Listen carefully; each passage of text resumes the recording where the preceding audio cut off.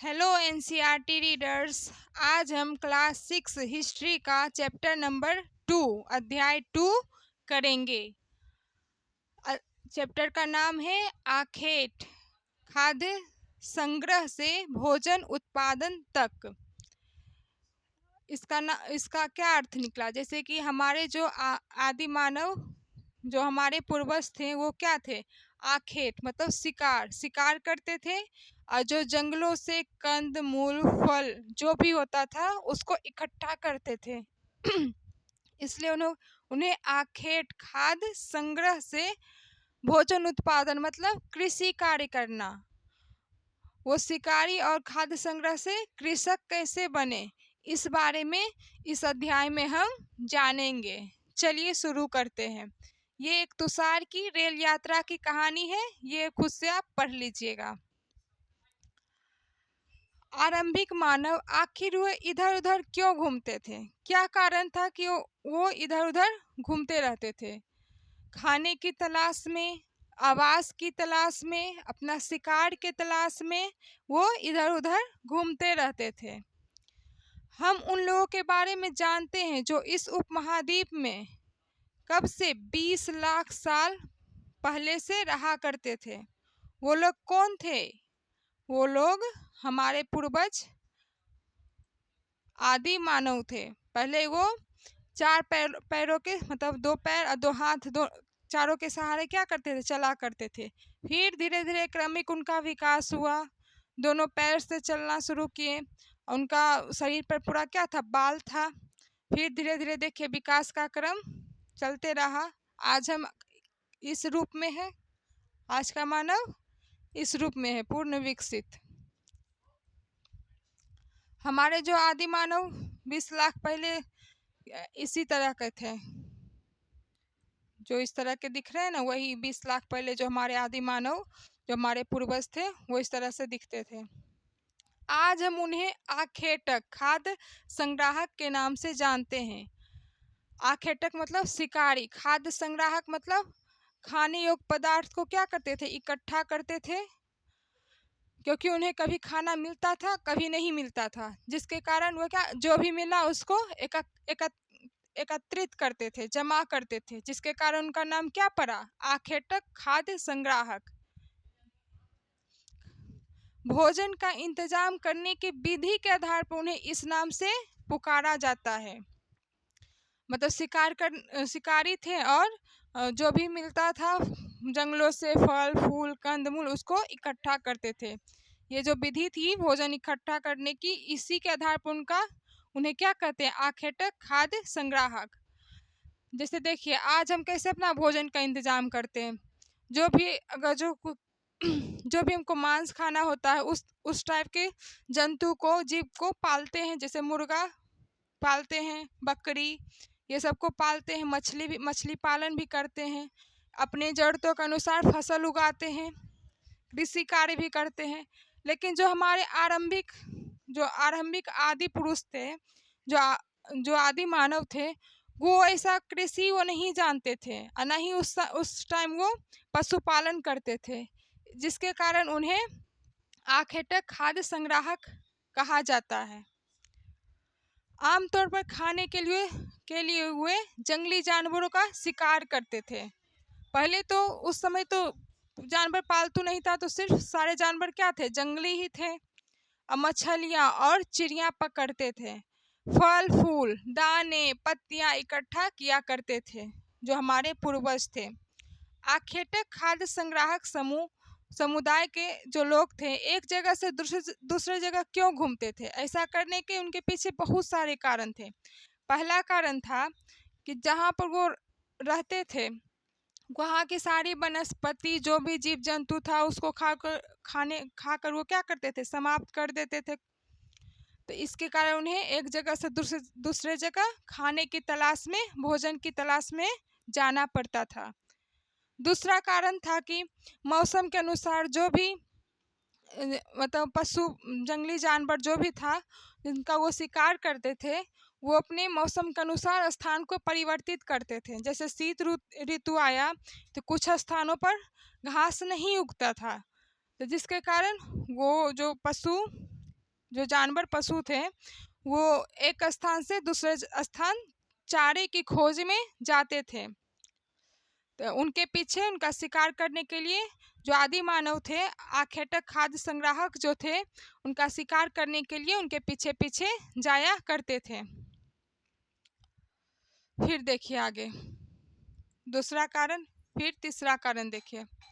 तीसरा कारण यह है कि पेड़ों और पौधों, जो पेड़ पौधा पौधा था, फल उनके मतलब सीजन पर फल आते थे। जैसे आम का सीजन होता है, फिर गेहूं उपजाने का अलग सीजन होता है, चावल उपजाने का अलग सीजन होता है। इसी अलग अलग मौसम में उसमें फल फूल आते थे, चाहे या फिर बीज कुछ भी।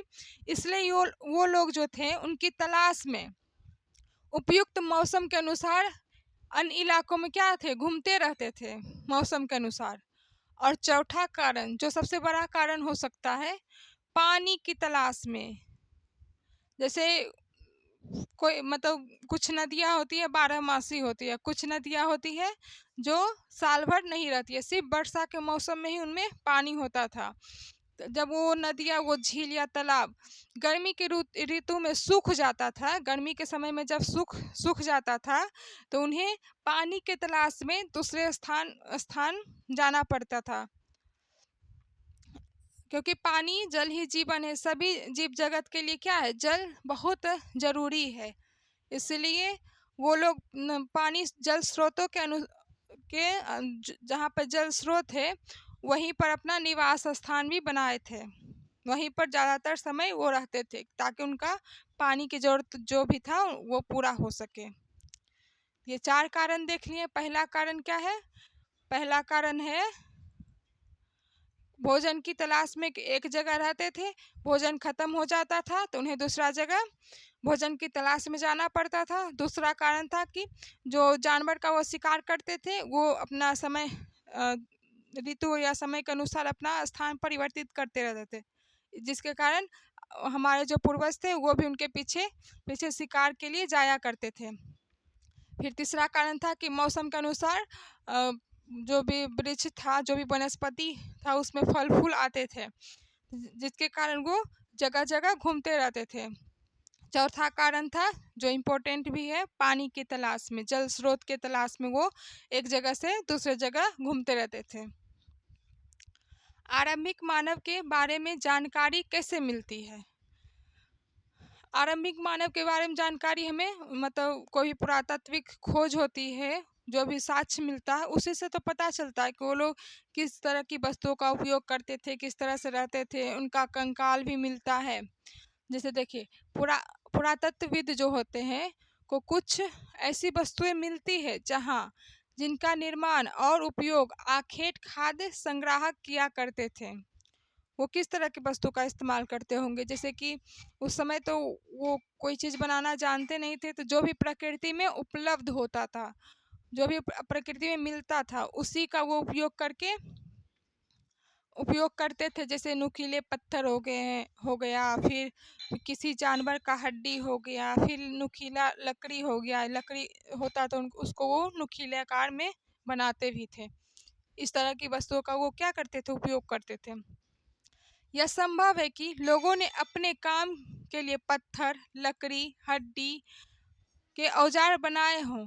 उनमें से पत्थरों के औजार आज भी बचे हैं, क्योंकि पत्थर जल्दी खराब नहीं होता है, लंबे समय तक टिकता है, खराब नहीं होता है।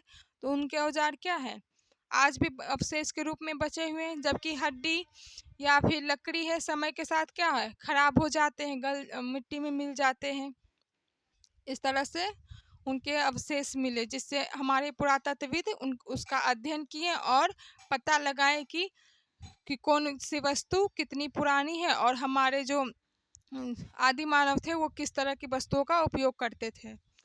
उनमें से कुछ औजार का उपयोग फल फूल को काटने, कुछ ऐसे फल होते हैं जिसे काटने के लिए किसी साथी औजार की या किसी तरह के साधन की जरूरत पड़ती है। जैसे तरबूज हो गया या अनानास हो गया, उसको काटने के लिए चाहिए ना, अभी हम क्या चाकू अभी हम चाकू का उपयोग करते हैं। उस समय तो धातु का आविष्कार हुआ नहीं था। जो भी प्रकृति में नुकीले पत्थर थे उसी का उपयोग करके वो काटते थे, हड्डियाँ और मांस।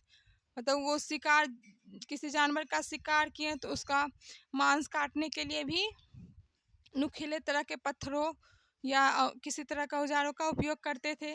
पेड़ के छाल को काटने के लिए, जानवरों की खाल उतारने के लिए वो सब का वो उपयोग करते थे। कुछ कुछ के साथ हड्डियां या लकड़ियों के मुट्ठे लगाकर भाले और बाण जैसे हथियार बनाए जाते थे। जैसे हुआ कि अपने जैसे हथौड़ा है तो उसके आगे लोहा का बना हुआ होता है और पीछे लकड़ी का होता है।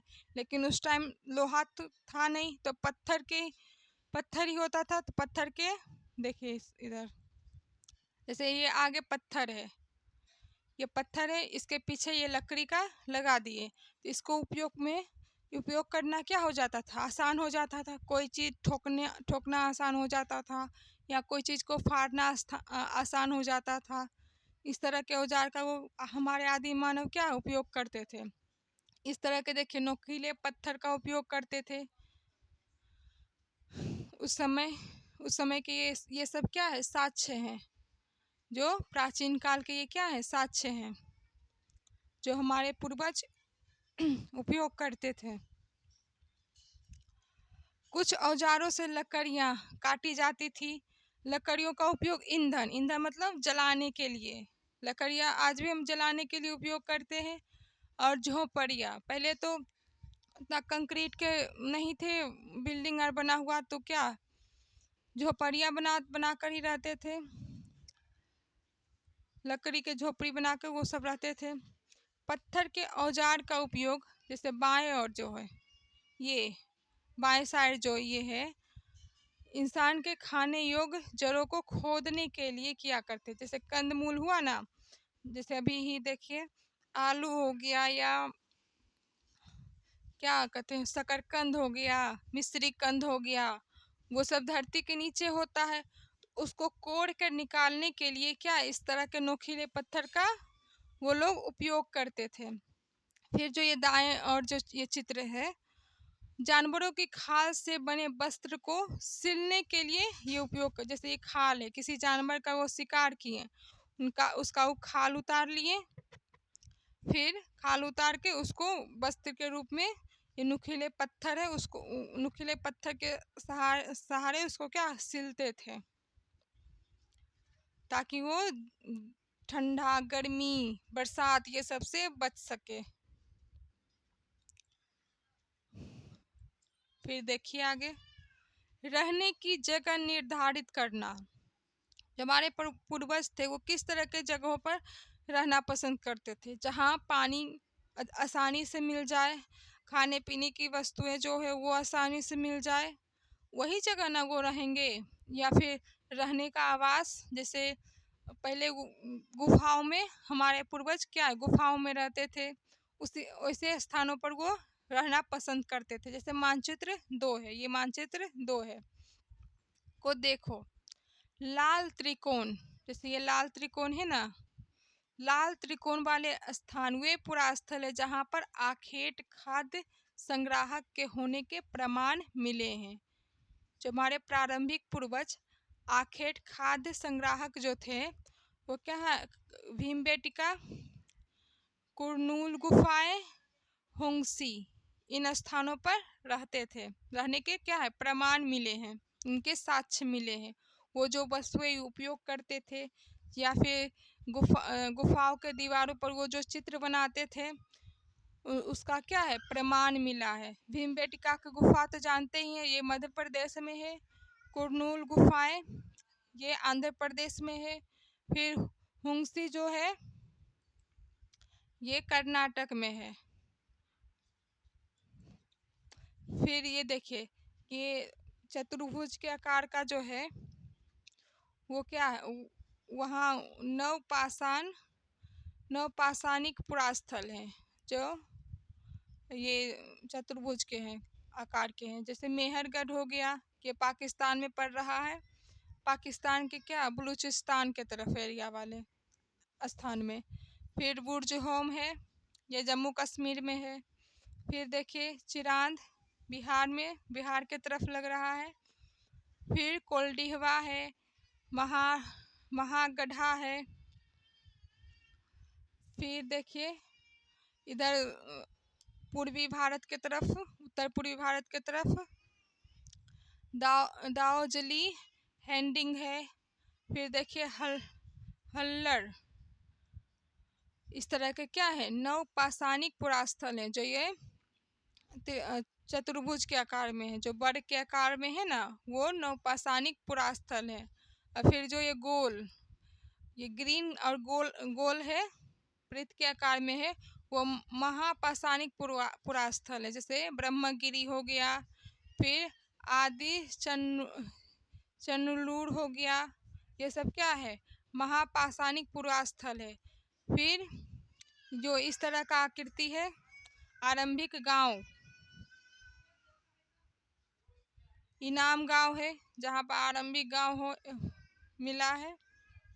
इस तरह इस मैप को ध्यान से देखिएगा और समझने की कोशिश करिएगा कौन स्थान कौन सी जगह पर है, भारत के नक्शे पर किस राज्य में कौन सा स्थान है, इसको अच्छा से नोटिस करिएगा। चलिए फिर देखते हैं आगे। ये लेकिन यहाँ देखिए ये चित्र है गुफाओं के आगे, मतलब जो गुफा होता था वो आदि मानव इस तरह के क्या है चित्र बनाते थे। देखिए इस तरह के चित्र वो आज भी मतलब आज भी वो गुफाओं में बने हुए, उनके साक्ष्य में आज भी है इस तरह के चित्रों के, जो कितने साल पहले, लगभग बुक में क्या दिया हुआ है, 20 लाख साल पहले से वो जो आदि मानव रह रहे थे वो गुफाओं में इस तरह के चित्र बनाते थे, उसका साक्ष्य आज भी उपलब्ध है। कहाँ कहाँ है, भीमबेटका, कुन्नूर गुफा, हुंसी, इस जगह पर है। फिर देखिए मानचित्र में सिर्फ कुछ गिने चुने स्थल ही चिन्हित किए गए हैं, ये कुछ ही स्थल है, और भी कई स्थल है जहाँ उनके रहने के साक्ष्य मिले हैं। कई पुरास्थल नदियों और झीलों के किनारे पाए गए हैं। झीलों और नदियों के किनारे रहने के पीछे तो उनका कारण था और ज़रूरत भी था कि नदी स्रोत मतलब जल स्रोत के पास रहने पर उन्हें पानी की आवश्यकता पूर्ण हो जाती थी, पानी की जरूरत जो भी थी उनका पूर्ण हो जाता था। फिर देखिए ये भीमबेटका आधुनिक मध्य प्रदेश में है। इस पुरास्थल पर गुफाएं व कंदराएं मिलती है। लोग इस गुफाओं में इसलिए रहते थे क्योंकि यहाँ उन्हें बारिश, धूप और हवाओं से राहत मिलती थी। ये गुफाएं नर्मदा नदी के पास है। जो भीमबेटका है, जो जगह है वो कहाँ है, आधुनिक मध्य प्रदेश में है। वहाँ पर गुफा में जो हमारे आदि मानव जो रहते थे वो क्या है, धूप, सर्दी, बरसात ये सब से बचने के लिए क्या है, गुफाओं में शरण लेते थे। अच्छा एक प्रश्न है यहाँ, क्या तुम बता सकते हो कि रहने के लिए लोगों ने यह जगह क्यों चुनी होगी? इसका जवाब तो मिल ही गया होगा, बारिश, धूप और हवा और सर्दी ये सब से बचने के लिए वो क्या है, गुफाओं में शरण लेते थे। चूँकि पत्थर के उपकरण बहुत महत्वपूर्ण थे, इसलिए लोग ऐसी जगह ढूंढते रहते थे जहाँ अच्छे पत्थर क्या है, मिल सके। जैसे हमारे जो आदि मानव थे जिस समय में वो रहते हैं उनको क्या है, उस समय को ही पाषाण काल कहा जाता है। पाषाण का अर्थ क्या हुआ, पत्थर, वो पत्थर का ही युग था। वो जो आदि मानव थे वो मतलब उनका सारा मतलब औजार हथियार जो भी था अधिकतर वो पत्थरों का ही उपयोग करके अपना मतलब जीवन की जरूरतों का क्या करते थे, पूरा करते थे। जैसे पत्थरों को, दो पत्थर को पटक के आग जलाते थे। फिर पत्थरों से वो नुकीले पत्थरों से जानवर की चमड़ी है उसको सिल कर अपना वस्त्र भी बना लेते थे। फिर पत्थरों के द्वारा ही वो किसी कंदमूल हो गया उसको खन करके वो धरती से निकालते थे। पत्थर के द्वारा ही वो अपना हथियार बना करके शिकार भी करते थे। उनका ज़्यादातर जो मतलब अपना वो ज़रूरत की चीज़ों में ज़्यादातर पत्थरों का ही इस्तेमाल करते थे। पत्थरों का ही बना हुआ उनका क्या है, गुफा था जिसमें वो रहते थे। इसलिए उस समय को क्या कहा जाता है, पाषाण काल, पत्थरों का युग। चलिए आगे देखते हैं। शैल चित्रकला, इनसे हमें क्या पता चलता है?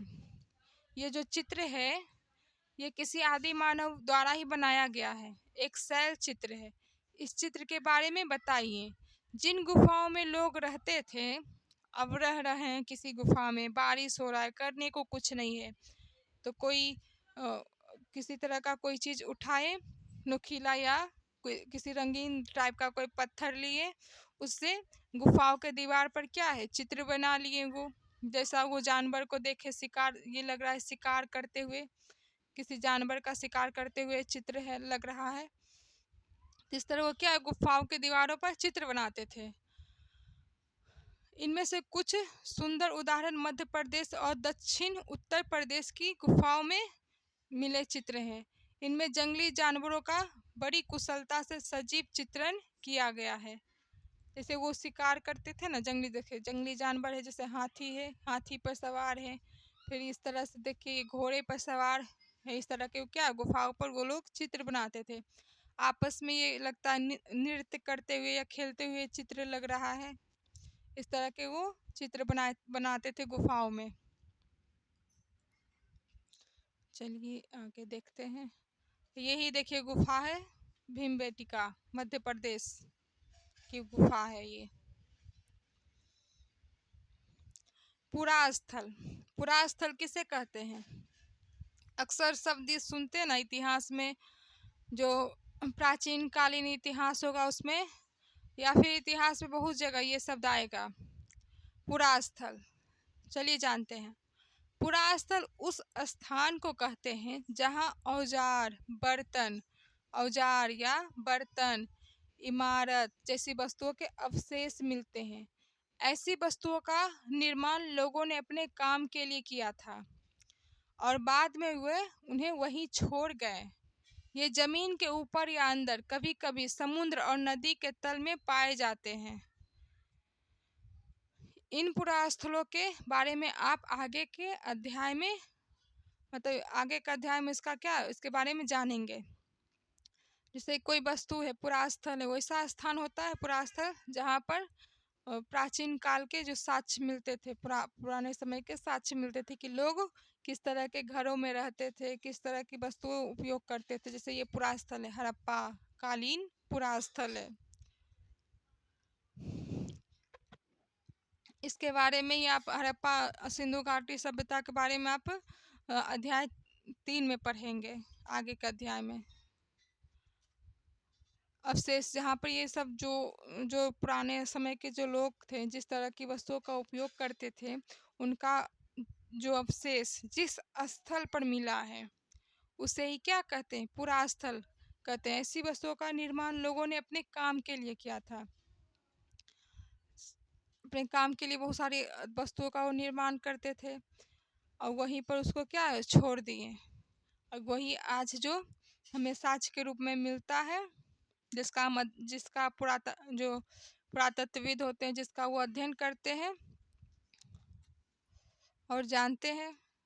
इस तरह हम क्या है, इस तरह उस स्थल को पुरास्थल कहा जाता है।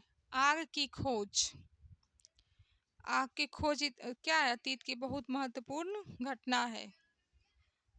आग की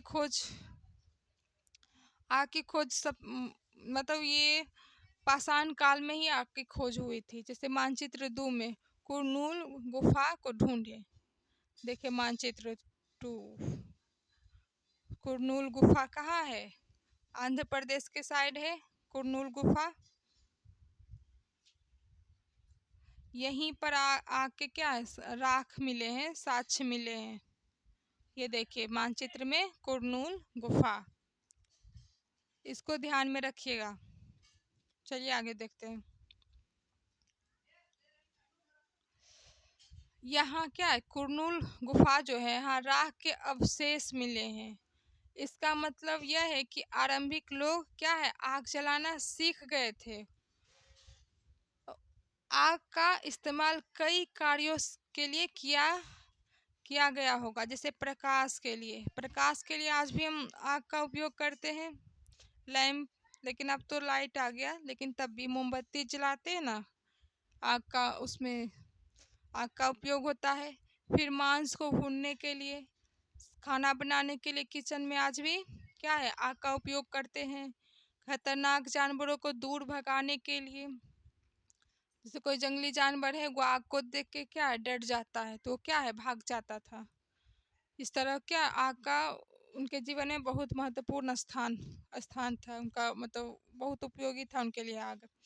लेकिन सोचने वाली बात ये है कि वो लोग आग का उपयोग, मतलब आग की खोज कैसे किए होंगे। हो सकता है कि दो पत्थर लिए होंगे और उसको आपस में पटके होंगे, ऐसे ही बिना कोई उद्देश्य के, तो उससे क्या है, चिंगारी निकली होगी। या फिर वो लोग देखे होंगे बिजली को गिरते हुए, तब उनको लगा होगा कि बिजली गिरने से क्या है, आग आग लग जाती है जंगलों में। और जो जंगली जानवर थे उसको क्या है, वो जल गए होंगे, तो उनको फिर वो खा के देखे होंगे, तो उसका स्वाद अच्छा लगा होगा। इसलिए उन्होंने भी क्या है, आग का उपयोग करने लगे अपना मांस भूनने के लिए। खाने का स्वाद क्या है, बढ़ जाता है आग से। अब देखिए, आज हम आज हम आग का उपयोग किस लिए करते हैं। आज भी हम आग का उपयोग करते हैं ना, कई कारण है।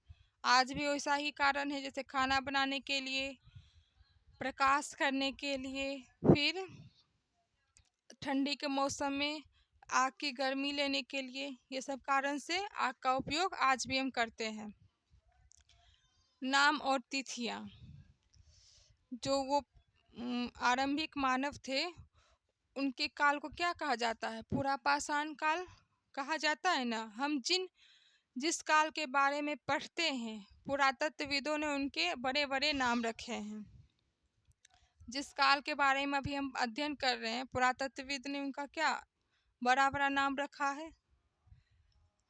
आरंभिक काल को वे पूरा पाषाण काल कहा। उन्होंने आरंभिक काल को क्या कहा, पूरा पाषाण काल। यह दो शब्द, पूरा और पाषाण, पूरा मतलब प्राचीन, बहुत पहले, और पाषाण मतलब पत्थर, क्या है, बहुत पहले, जो पत्थर का युग था, से बना है। यह नाम पुरास्थलों से प्राप्त पत्थरों के औजार के महत्व को बताता है। ये नाम क्या है, जो पत्थर के पुरास्थलों में जो पत्थर के औजार मिले थे, जो आदि मानव जो इस तरह के औजार हथियार का उपयोग करते थे, उनके जो साक्ष्य मिले हैं, उसी के आधार पर उनका नाम क्या है, उस समय का नाम पूरा पाषाण पड़ गया। पूरा पाषाण काल 20 लाख से क्या है, 12,000, 20 लाख साल पहले से 12,000 साल पहले के क्या है, दौरान को माना गया है। क्या माना गया, पूरा पाषाण काल।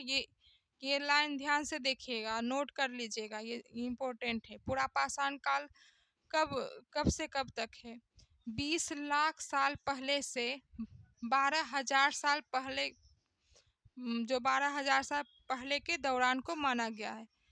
इस काल को 3 भागों में विभाजित किया गया है। पूरा पाषाण काल को भी 3 भाग में बांटा गया है, आरंभिक, मध्य और उत्तर पूरा पाषाण युग। पूरा पाषाण काल को 3 भाग में बांटा गया, आरंभिक पूरा पाषाण काल, मध्य पूरा पाषाण काल, उत्तर पूरा पाषाण काल। इसको ध्यान में रखिएगा। मानव इतिहास की लगभग 99% कहानी इसी काल के दौरान घटित हुई है। जिस काल में हमें पर्यावरणीय बदलाव मिलते हैं, मानव का जो क्रमिक विकास है, यही पूरा पाषाण काल में ही देखने को मिलता है। प्रमुख जो खोज है, जैसे मानव ने आग की खोज की, पशुपालन शुरू किया, कृषि की खोज की, वो क्या है, पूरा पाषाण काल के दौरान ही देखने को मिलता है। क्या वो सब घटना उसी दौरान घटित हुई। जिस काल में हमें पर्यावरणीय क्या है बदलाव देखने को मिलते हैं, वनस्पति में भी बदलाव आया। जैसे पहले एक समय में जो मानव नहीं कृषि कर रहा था, सारे पौधे क्या थे, जंगली ही थे, पौधे भी जंगली थे और जानवर भी जंगली थे। उस समय उतना विकसित नहीं था। इसे मेसोलिथिक यानी मध्य पाषाण युग कहते हैं। यहाँ पर है मध्य पूरा पाषाण युग और यहाँ क्या है मध्य पाषाण युग।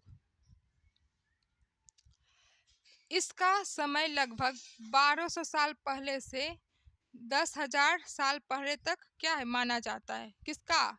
मध्य पाषाण युग का काल 12,000 साल पहले से 12,000 साल पहले से 10,000 साल पहले तक माना जाता है मध्य पाषाण काल। इस काल के पाषाण औजार आमतौर पर क्या है छोटे होते थे।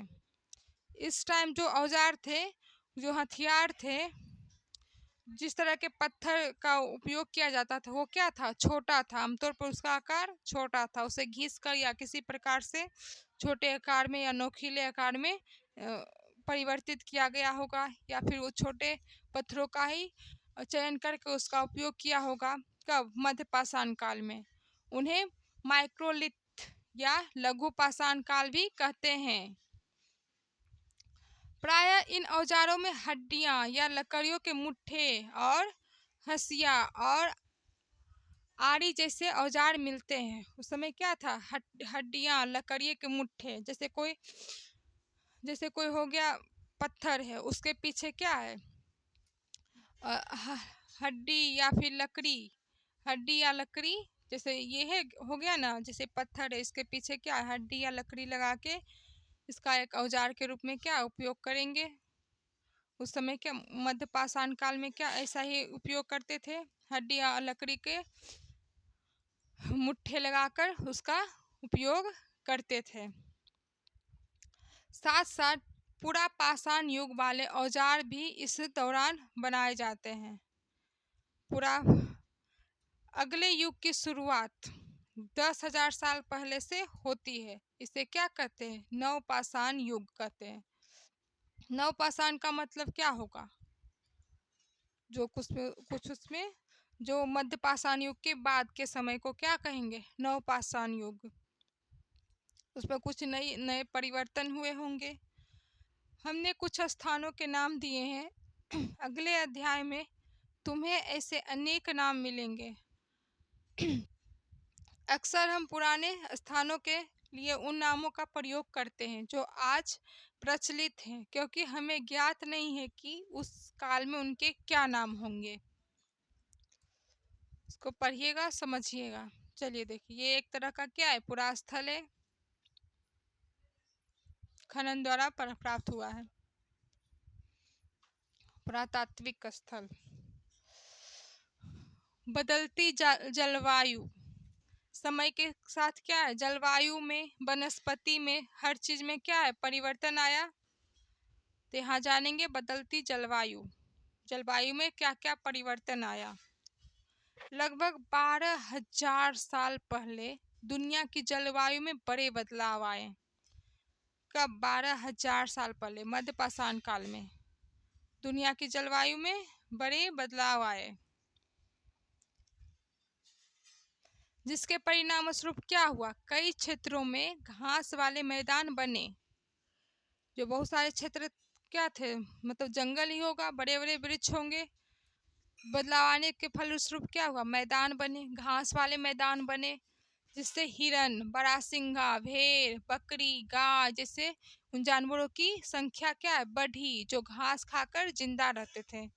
जब 12,000 साल पहले मैदान का जब निर्माण हुआ, तो जो शाकाहारी जीव पशु थे, जानवर थे, उनकी संख्या में क्या है बढ़ोतरी हुई, उनकी संख्या बढ़ी। जो लोग इन जानवरों का शिकार करते थे वे भी इनके पीछे पीछे आए और उनके खाने पीने की आदतों, प्रजनन के समय की जानकारी क्या है हासिल की करने लगे। हो सकता है कि तब लोग इन जानवरों को पकड़कर अपनी जरूरतों के अनुसार पालने की बात सोचने लगे होंगे।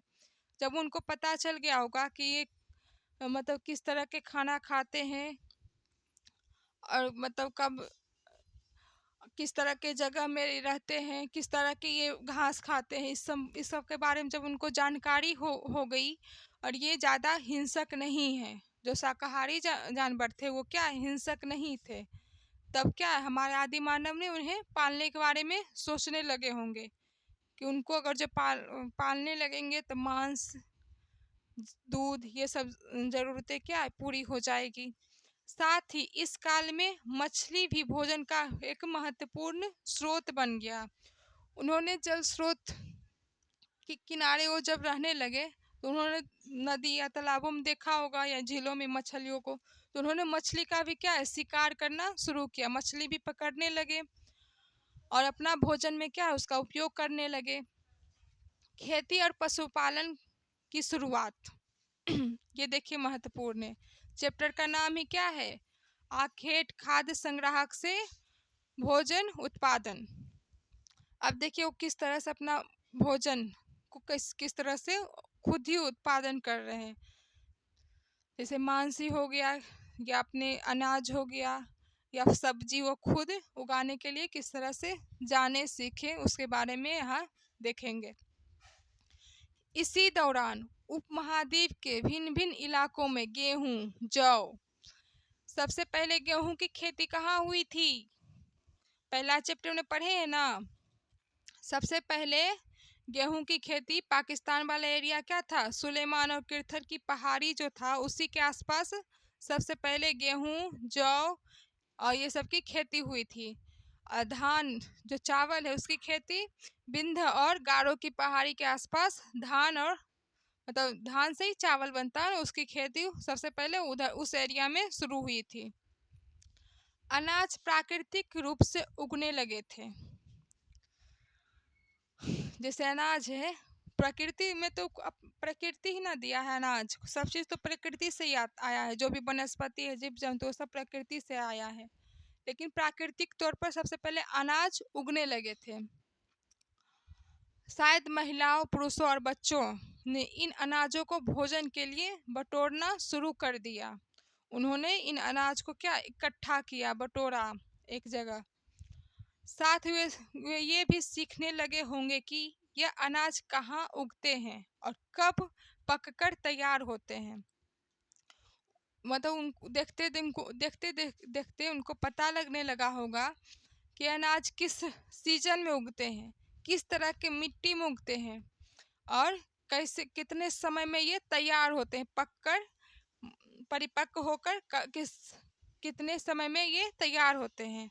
ये सब क्या है वो सोचने लगे, देखने लगे, नोटिस करने लगे। ऐसा करते करते लोगों ने इन अनाजों को खुद पैदा करना सीख लिया। इस प्रकार धीरे धीरे वे कृषक बन गए। जब उन्होंने देखा प्रकृति में जो भी वो खाद्य पदार्थ खाते थे या इकट्ठा करते थे, उसको जब उन्होंने नोटिस किया कि ये कब उगते हैं, कितना समय में ये पककर तैयार होते हैं, इनको उगने में क्या क्या ज़रूरत की चीज़ें चाहिए, जैसे पानी हो गया, मिट्टी में ही ना उगेंगे। तो ये सब का जब उन्होंने नोटिस किया तो क्या है वो खुद से उसको उगाना शुरू कर दिए। इस तरह क्या है वो कृषक बने। ऐसे पहले क्या थे, जो भी प्रकृति में मिलता था वो घूम घूम कर खोजते थे, जो भी उनको मिल जाता था खाने योग्य, कोई भी फल फूल कंद मूल कुछ भी मिल जाता था, बीज, तो वो उसको इकट्ठा करते थे। लेकिन जब वो उन्होंने जाना कि ये कैसे उगता है, कब पककर तैयार होता है, तो धीरे धीरे क्या है कृषक बन गए, खुद से उसको उगाना शुरू किया। इस तरह कृषि का विकास हुआ। इसी तरह लोगों ने अपने घरों के पास चारा रखकर, जहाँ वो माने झोपड़ी बनाकर रह रहे हैं या गुफाओं में रह रहे हैं, तो वो गुफाओं के क्या है आसपास चारा रखकर जानवरों को क्या है आकर्षित करते थे। आकर्षित करते मतलब उसको, ताकि उनके पास वो आए, किस लिए, ताकि वो उनको पालतू बना सके। शुरू में तो सारे मतलब पालतू नहीं थे, धीरे धीरे ये सारी प्रक्रिया आरंभ हुई। सबसे पहले जिन जानवरों जिन जंगली जानवरों को पालतू बनाया गया वह सबसे पहला पालतू जानवर क्या है? मनुष्य का सबसे पहला पालतू जानवर कुत्ता है, जो कुत्ता का जंगली पूर्वज। अभी के जो कुत्ता देखते हैं, अभी के जो डॉग देखते हैं, जो उनके जंगली पूर्वज है उनसे वो थोड़ा भिन्न है। उस समय उनका और भी बड़ा नुकीला दांत होता होगा, उस समय उनका और भी बड़ा क्या है, उनका फर होता होगा, लंबे लंबे बाल होते होंगे। तो ये जो अभी जो डॉग देखते हैं उसका उनके जंगली पूर्वज थे, जिनको सबसे पहले आदि मानव ने अपना पालतू बनाया। धीरे धीरे लोग भेड़, गाय, बकरी, सुअर जैसे जानवरों को अपने घरों के नजदीक आने को उत्साहित करने लगे। ऐसे जानवर झुंड में रहते थे। ये सारे जानवर क्या है? जो भेड़ है, बकरी है, गाय है, सुअर है, ये सब क्या है? ये शाकाहारी जानवर हैं, कम हिंसक, हिंसक नहीं है ज्यादा। उनको क्या है, अपने अपने तरफ आकर्षित करने लगे। ये सब जानवर क्या थे? झुंड में रहते थे और ज्यादातर क्या है, घास खाते थे। अक्सर लोग अन्य जंगली जानवरों के आक्रमण से उनकी सुरक्षा किया करते थे और इस तरह धीरे धीरे पशुपालक बन गए। इस तरह हम क्या देखते हैं, कृषि का विकास हुआ, फिर पशुपालन का विकास हुआ। उन्होंने जानवरों को धीरे धीरे अपनी ओर आकर्षित किया, उन्हें उनको उनके खाने पीने और रहने की ज़रूरतों को पूरा किया। फिर उन्हें क्या है, जो जो भी शिकारी मांसाहारी जानवर था उनसे वो उनको सुरक्षा दिए। जो भी उन सबसे पहले तो कुत्ता को अपना अपना पालतू बनाया, लेकिन उसके बाद जो भी जानवर को पालतू बनाया वो क्या थे, वो शाकाहारी थे। ये सब क्या है, गाय, बकरी, सुअर या जो जंगली जानवर भेड़ है, ये सब क्या है, शाकाहारी है, कम हिंसक, हिंसा नहीं करने वाले। इनको क्या अपना पालतू बनाना शुरू किए। फिर आगे देखिए बसने की प्रक्रिया। लोगों ने कैसे अपना बसाव शुरू किया। लोगों द्वारा पौधे उगाने, जानवरों की देखभाल करने को बसने की प्रक्रिया का नाम दिया गया। जैसे कोई जानवर को जब पालतू बनाए तो उसका क्या है, देखभाल करते थे। पौधे उगाना मतलब कृषि करते थे। तो जब उन्होंने पौधों को उगाना सीखा, जानवरों को पालना सीखा, तो वो एक जगह अस्थिर होकर रहने लगे। प्रारंभ में शायद वो कबीले में रहते थे, गांव बसाकर वो रहने लगे। जो प्रारंभ में हमारे आदि मानव थे, पहले क्या थे, वो घुमक्कड़ थे, जगह जगह जाकर खाना को खोजते थे। लेकिन जब उन्होंने धीरे धीरे प्रकृति को देखा, समझा कि कैसे अनाज उगते हैं, तो वो क्या है, बन गए कृषक। कृषि किए, पौधों को उगाना शुरू किए। फिर कम जो हिंसक जानवर है उनको पालना भी शुरू किए। इस तरह वो क्या है, कृषक और पशुपालक बन गए और एक स्थान पर स्थिर रूप से रहने लगे, अस्थायी तौर पर एक स्थान पर बसने लगे। अपनाए गए ये पौधे तथा जानवर अक्सर अक्सर जंगली पौधे तथा जानवरों से भिन्न होते थे, जिसकी वजह यह है कि बसने की प्रक्रिया की दिशा में अपनाए गए पौधों या जानवरों का लोग चयन करते थे, जो क्या है, कम हिंसक हो, ज्यादा हिंसक नहीं हो। जैसे कोई शाकाहारी जानवर है, वो तो हिंसक नहीं होगा। वो तो अलग बात है कि गाय है जो अपना सींग से कभी कभी हमला कर देती है, सींग वाले जानवर, लेकिन आमतौर पर तो वो किसी का हत्या नहीं ना करते हैं। हत्या कौन, जैसे कोई मांसाहारी जानवर वही ना किसी का हत्या करके उसको खाते हैं। उदाहरण के तौर पर देखिए, उदाहरण के तौर पर लोग उन्हीं पौधे तथा जानवरों का चयन करते हैं जिनके बीमार होने की संभावना क्या है, कम है, जिनका क्या है, रोग प्रतिरोधक क्षमता मजबूत है, अच्छा है, उसका वो चयन करते थे। यही नहीं, लोग उन्हीं पौधों को चुनते हैं जिनके बड़े दाने वाले अनाज पैदा मतलब जिनका दाना क्या है, बड़ा होता था, ऐसे पौधों को चुनते थे। साथ ही जिनकी मजबूत डंठलें अनाज के पके दाने के भार को संभाल सके, ऐसे पौधों के बीज को संभाल कर रखा जाता है ताकि फिर से उगाने के लिए उनके गुण सुरक्षित रह सके। उन्हीं जानवरों को आगे प्रजनन के लिए चुना जाता है जो आमतौर पर अहिंसक होते हैं। जैसे जो जंगली जानवर है होता है, वो आज भी जो भी जंगली जानवर है, चाहे वो शाकाहारी ही क्यों ना हो, वो हिंसक ही होता है। लेकिन जो पालतू है वो हिंसक नहीं होते हैं। वो मानव की भाषा और व्यवहार को समझते हैं, हमला नहीं करते हैं वो। इसलिए हम देखते हैं कि पहले पाले गए जानवर तथा कृषि के लिए अपनाए गए पौधे जंगली जानवरों तथा पौधों से धीरे धीरे क्या है, भिन्न होते गए समय के साथ साथ। मिसाल के तौर पर जंगली जानवरों की तुलना में पालतू जानवरों के दांत और सींग क्या है, छोटे होते गए। अभी देखिए, जो पालतू कुत्ता होता है, पालतू जो डॉग होता है, उसके दांत क्या है, कम नोकील मतलब छोटे होते हैं। जो जंगली डॉग होते हैं उसके दांत क्या है, ज़्यादा बड़े, थोड़ा ज़्यादा बड़े होते हैं, और वो क्या हमलावर होते हैं, हिंसक होते हैं। इन दांतों को देखो, ये क्या है, दो दांत है, एक ये मतलब किसी तरह के जानवर के दांत है। इनमें से कौन सा जंगली सुअर का है, कौन सा पालतू सुअर का है, सुअर का है। जैसे छोटा है, जो छोटा दांत होगा वो पालतू का होगा, ये छोटा है तो ये पालतू सुअर होगा जो उसका होगा। ये जो बड़े आकार का दांत है वो जंगली सुअर का है। बसने की प्रक्रिया पूरी दुनिया में धीरे धीरे चलती रही। जो क्रमिक विकास है मानव का, वो पूरी दुनिया में धीरे धीरे चल रही थी। यह करीब 12,000 साल पहले शुरू हुई। वास्तव में आज हम जो भोजन करते हैं वो इसी बसने की प्रक्रिया की वजह से है।